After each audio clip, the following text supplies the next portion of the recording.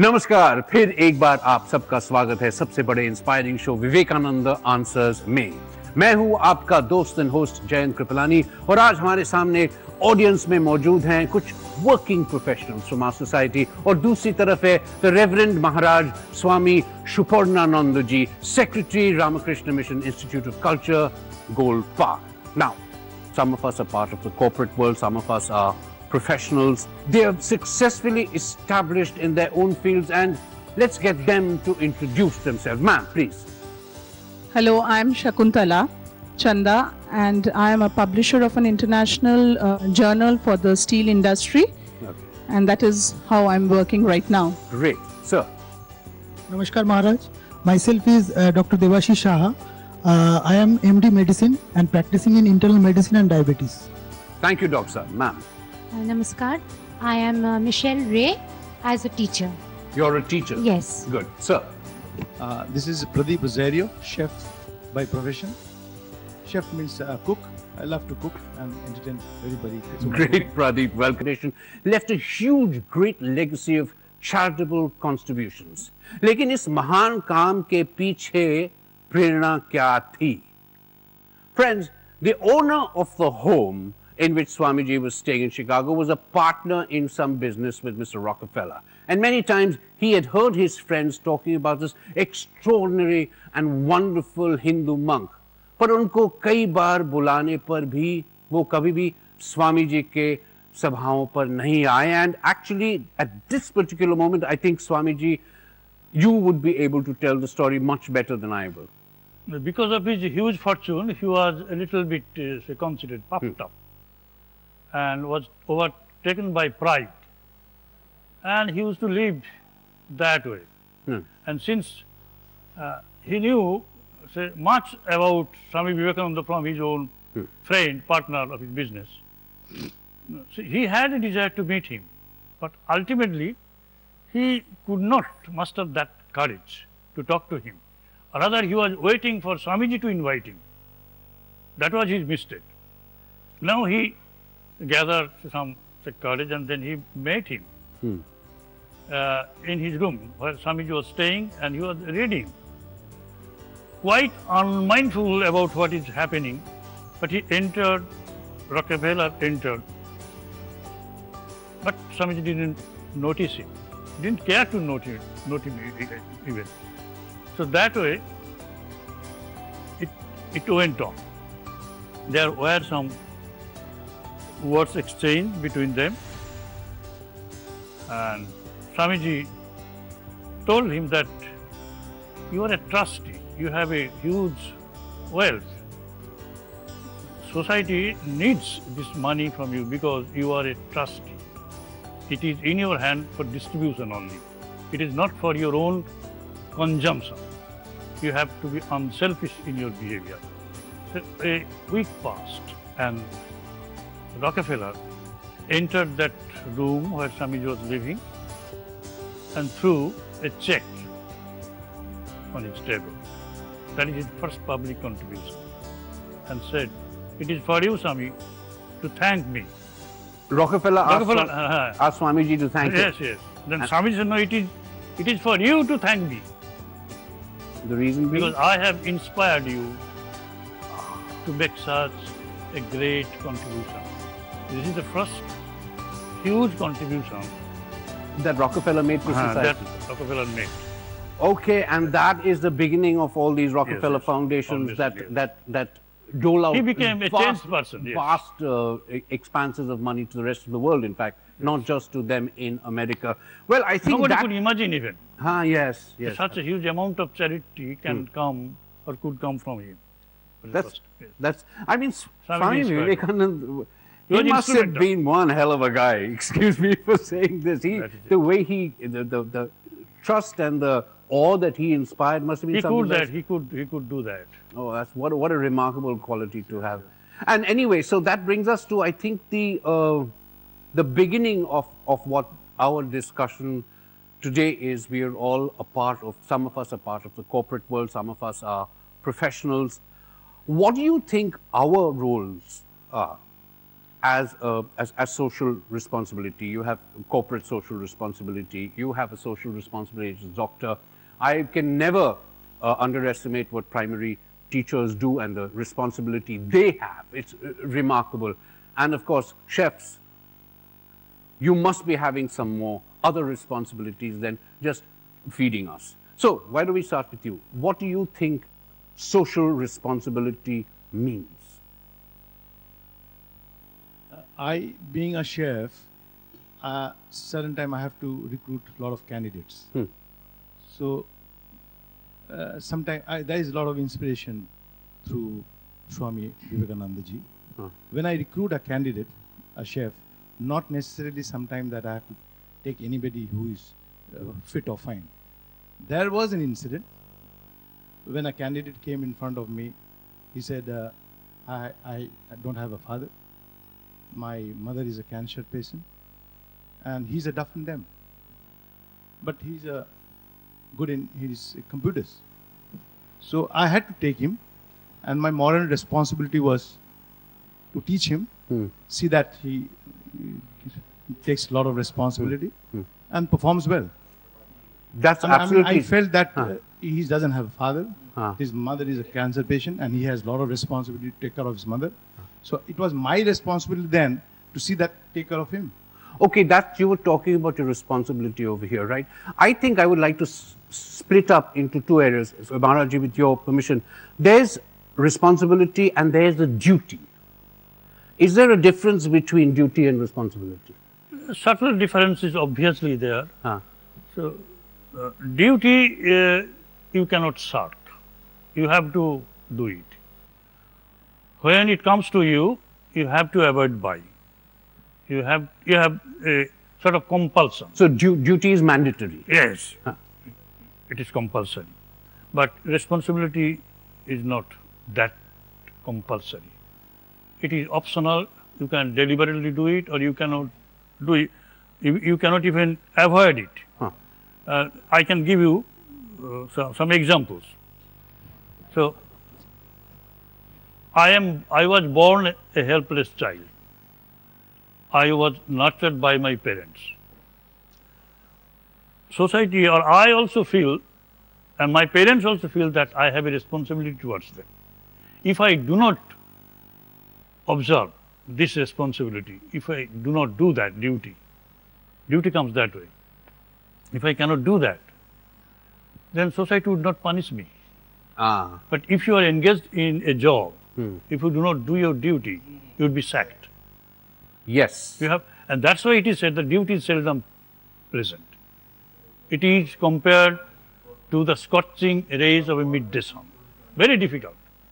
That's why we try to avoid it. But responsibility, you see, when it comes to social responsibility, it means that I am what I am today because of society, because of my parents, who are the very parts of society. And if I do not give back what I have received from it, I am a traitor. But Swami Vivekananda had said about shouldering responsibilities. There was some specific quote of his which escapes me at the moment. Carrying responsibility, shouldering responsibility. So you have to shoulder. Take all responsibility. Responsibility means everybody is suffering. And if you have a great mind, you have to take the responsibility of, say, receiving all these sufferings on your own shoulder. If you can, just like a Jesus, yes, a Buddha, yes. a Ramakrishna. This brings me to when you say shouldering responsibilities and taking responsibilities. If you have the strength and you have the wherewithal, since you belong to the corporate world, what do you think your social responsibilities are as a member of the corporate world? What do you think corporate social responsibility should be? I'm part of the corporate world definitely, but it is an individual organization which publishes a journal. So my responsibility as a CSR was not what brought me to be part of this NGO called Make-A-Wish Foundation of India. It was my inner call that actually told me that I need to do something for the society. My upbringing, What I had life examples in front of me who actually taught me throughout my nurturing time that when you have certain power, you need that responsibility to give it back to the society. And that is where my responsibility to be part of a social cause came with Make-A-Wish Foundation of India. Okay, let's keep that. Do you have sponsors for Make-A-Wish Foundation? Yes, we do have sponsors. So these sponsors are, I'm assuming, are from the corporate world or from various other places, or yeah, there are corporates, there are individual donors also who feel equally that they need to contribute something towards the society. But since you are connected with the corporate world, what do you think corporate social responsibility should be like? Like, you know, I think there's a budget now in all companies where you have to spend X percentage on corporate social. What do you think they spend their money on, or how would you know that they spend that money on? See, each company has their own rule and regulation on what kind of social corporate responsibility they would like to engage in themselves. Yeah. Some of them go into education, child health, women education, women health, and then sustainable work in the villages. Like Sundarban is a very prominent area where a lot of corporates, they put in a lot of money to work. It's a very underdeveloped place. So that is totally dependent on each and every individual corporate houses. Okay, can I just bring in Swamiji, Maharajji here? Yes, yes, I have something to say on this issue. You see, it has become a law now that every concern will have to contribute, say, 2% of its total profit. Because the profits being reaped out of sales of goods and services to society, if it becomes very, very huge, it means that that company or concern is exploiting people. Mind that. I wanted to come to this. You see, and they will have to give back to society. Yes. So they are all collecting from society itself. Yeah. And this huge amount comes from society itself. And if it becomes huge, that is, if the revenue becomes more by thousandfold even over cost, then the consumers are exploited. May I just, before coming to you, Dr. Saab, I'm sure you're also involved in a lot of socially responsible work. But really what I would like to just, for another moment or so, dwell on corporate responsibility. I find that, as you were mentioning, they want to do things for women, they want to do things for children. But there's one question that's always bothered me. Why don't they want to do things for their own employees? Now, for example, they're doing that. I don't know, in large corporate houses, there's a huge amount of contract labor who don't have any of the benefits that other employees of the company have. Mr. I would start you have to talk to them. No, I'm trying to explore. I'm not throwing stones or anything. I'm trying to explore why this happens, and perhaps that can help us. I think it's a question I'll leave open to be answered. Sir, your responsibility with... I always think that I have been blessed by the God. Thakur Ma and Swamiji has made me a doctor, and I worked in army also, Indian Army, and I am now practicing outside as internal medicine and diabetes. As a doctor, we not only treat the patient, we have to support the patient not only physically, also mentally, socially, and economically. And in that way, we as a doctor, we can do, we think for the poor as well as for each and every patient. It is not, we cannot differentiate any patient for his economic background. Yeah, you can't come to me because you don't have any funding. That's, yes. And as a doctor, I should always say, not only you treat the patient, but you support the patient in each and every aspect of his problems. We should think for the poor and each and every aspect of life to treat the patient. Not only just a sort of level playing field in your mind, whether you're rich or poor, it doesn't matter. There's a level playing field. Ma'am, what are your experiences in social responsibility? I think illiteracy is the biggest crime in the society. Yes. So, me as an individual, I teach not only children when in my spare time, I even teach adults at home, and keep them aware of what is happening in the society, and Like for example, my Whether maid, they read or write or Yes, not. You yes, just exactly. keep keeping them informed. informed. Yes, yes. And suppose, like I'll give you one example. There's a girl working at my place. So my spare time, I just tell her, you come, and I just show you like how you can read and write your name. Yes.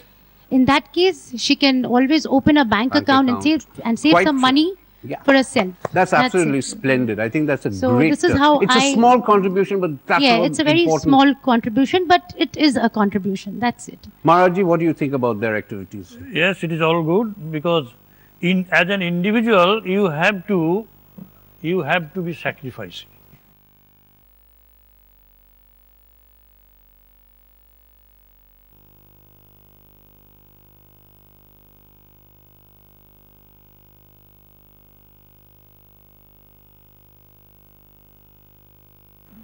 Because you have some way or other you have exploited others. Ah. So you have to repay. So By it's giving up sacrificing a privilege privileges. as opposed to signing a check. Really. Yes. It's giving your time, I think, is far more important Not only than. that, you're staying with your money, you're learning everything. Yeah. Even if even your spiritual knowledge, you have to give up. Ah. I think these three stories that you have told us, your three experiences, not stories, are really very heartwarming, and they inspire a certain amount of confidence that God, there is hope in this society. And thank you for doing that. Maharaji, what do you think of this? Yes, as an individuals, we will have to become noble. Noble. Noble. By being noble, I mean that we have to give up our selfishness. How can we give up our selfishness? How can we live a noble life, a life of meaning? Meaningful life living means you have to be conscious of your conducts, of your activities. If you feel that these activities will hurt others, then you have to check yourself that way. In fact, you have to prepare the balance sheet of your conduct, experiences and activities. That is splendid. You have a balance sheet in your income and expenditure. Expenditure So of- now you're talking about an Balance sheet of income. our life's balance sheet. Life's balance sheet. That is Very, remarkable. very important. Ah. If you go on amassing wealth and spend on hours, and if we do not join spontaneously ourselves with the great grand demand of nature, then we will receive blows. We will receive blows. If you say that I want to part with what I have acquired, with your with your fist so close, you want to keep everything for yourself. But nature will sit on your chest, Swamiji says, and will put its fingers on your neck and will press and press and press until you untie your fist. You are bound to give, bound to give, bound to give. Bound to give. Bound. Bound to give. Would you agree with that? Yes. I absolutely agree with Swamiji. As he said, whatever you get, you learn, you should share it, give it. And I, being a chef, I have learned so many things all my life, like 30 years learning cooking. And now if I don't share it and give it to certain people, those who cannot afford, like for example, if a candidate cannot afford to go to catering college or do a hotel management. So what I do, I pick up a dishwashing boy who has come from maybe suburb and teach him, how to become a cook. I think that I feel that is my moral responsibility to see that those people, should be taught. See, joining a catering college, those who can afford, and it's easy for them to join a catering college, pass out and join any hotel division. But if you take out somebody from the route, the candidates, those who cannot afford, they can be, So really, you are yeah, writing the balance response. sheet Because of your life. I'm sharing, I'm giving what I've learned Yes. all my life. I'm giving to somebody. My knowledge I'm giving to those people, those who cannot afford. Splendid. That's absolutely marvelous. As Maharaji was saying, you are actually writing the balance sheet of your life by your activities. This is really, really so inspiring. So friends, आपने सुना and you must be feeling inspired. तो आइए आगे बढ़े, पूरा करें वो सपना जो विवेकानंद जी ने देखा था, एक संपूर्ण संगठित भारतवर्ष का सपना. Let us join our hands together and take that oath, be and make, be and make. But before we go away, one last word from Maharaj ji. I really would like to re-understand that phrase, be and make. You have to be good and make others good. You have to be good and you have to make others good. महाराज जी का बहुत शुक्रिया हमारे साथ रहने के लिए. आपको भी बहुत शुक्रिया आपके व्यूज, आपके एक्टिविटीज, आपका मिशन इस प्रोग्राम पर शेयर करने के लिए. और अगले हफ्ते लौटते हैं हम with more such new ideas and inspiring stories. तब तक stay optimistic and keep on the right way.